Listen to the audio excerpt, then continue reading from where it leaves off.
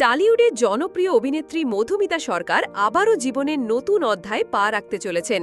দীর্ঘদিনের প্রেমিক দেবমাল্য চক্রবর্তীকে বিয়ে করতে যাচ্ছেন তিনি, এমনটাই নিশ্চিত করেছে ভারতীয় সংবাদ মাধ্যমের প্রতিবেদন। পাত্র বিনোদন জগতের কেউ নন, পেশায় একজন সফল ইঞ্জিনিয়ার। দর্শকদের প্রিয় পাখি খ্যাত এই অভিনেত্রী প্রথমবার দেবমাল্যের সঙ্গে নিজের সম্পর্কের ইঙ্গিত দেন গত বছরের দুর্গাপূজার সপ্তমীতে।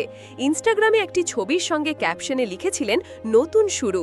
তারপর থেকেই সামাজিক যোগাযোগ মাধ্যমে একসঙ্গে কাটানো মুহূর্তের একের পর এক ছবি পোস্ট করতে থাকেন মধুমিতা। সাক্ষাৎকারেও মধুমিতা খোলাখুলিই বলেন, হ্যাঁ আমি প্রেম করছি, তবে এবারে প্রেম আর আটকে থাকছে না শুধু সম্পর্কেই।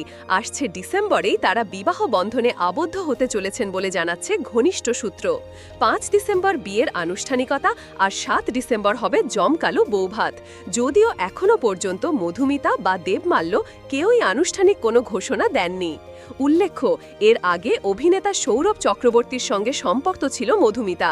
বোঝে না সে বোঝে না সিরিয়াল করতে গিয়ে দুজনের প্রেম।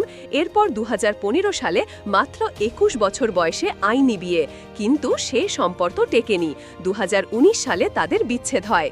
তবে অতীতের অধ্যায় পেছনে ফেলে এবার জীবনের নতুন গল্প লিখতে চলেছেন মধুমিতা, আর ভক্তরা অপেক্ষা করছেন তার সেই নতুন জীবন শুরুর দিনটির জন্য।